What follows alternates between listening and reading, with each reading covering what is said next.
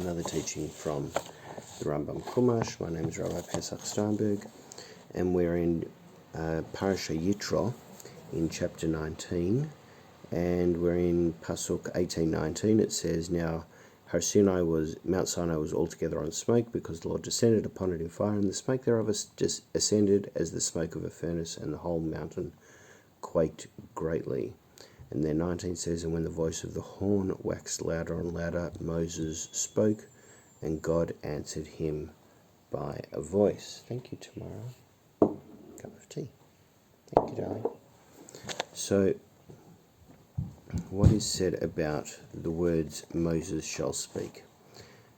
Rambam says this: "After you have advanced thus far and truly comprehended that God exists without having the attribute of existence, and that he is one without having the attribute of unity, I do not think that I need to explain you the inadmissibility of the attribute of speech in reference to God, especially since our people generally believe that the law, that's the Torah, the word ascribed to him, was created. Speech is attributed to him insofar as the word which Moshe heard was produced and brought to existence by God in the same manner as he produced all his other works and creations." So what it's really getting at is that God is, even though it uses the word speak and say, that's actually that's not quite what's happening. As we shall have to speak more fully on prophecy, we shall here merely show that speech is attributed to prophets and spoke to them.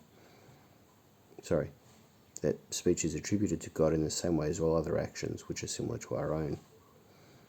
When we are told that God addressed the prophets and spoke to them, our minds are merely to receive a notion that there is a divine knowledge to which the prophets attain. We are to be impressed with the idea that the things which the prophets communicate to us come from the Lord and are not altogether the products of their own conceptions and ideas. So it's an imparting of knowledge. So every time it says that Hashem spoke,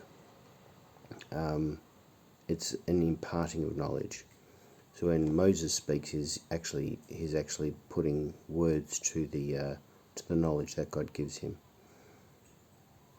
The subject which you have already mentioned above will receive further explanation. It is the object of this chapter to show that the words speaking and saying are synonymous terms denoting, in this case, speech. For example, it says Moses shall speak. V'yidaber.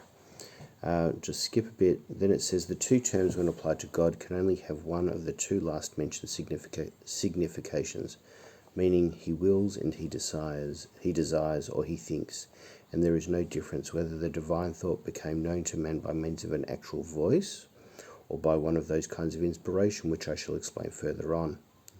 That's a reference to part 2, chapter 38. We must not suppose that in speaking God employed voice or sound, or that he has a soul in which the thoughts reside, and that these thoughts are things superadded to his essence, but we ascribe and attribute to him thoughts in the same manner as we ascribe to him any other attributes.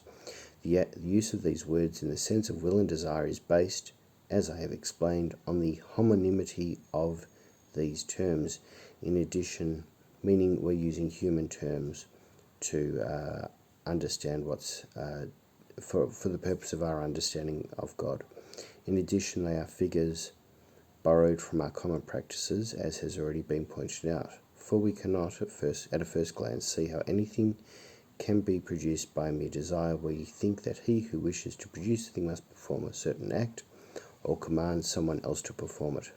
Therefore, the command is figuratively ascribed to God when that takes place which he wishes, and we then say that he commanded that a certain thing should be accomplished. All this has its origin in our comparing the acts of God to our own acts, meaning the only way we can understand what God does is by something that we do ourselves, and also in the use of the term amar in the sense of he desired. So amar is not he said, but rather he desired, as we have already explained.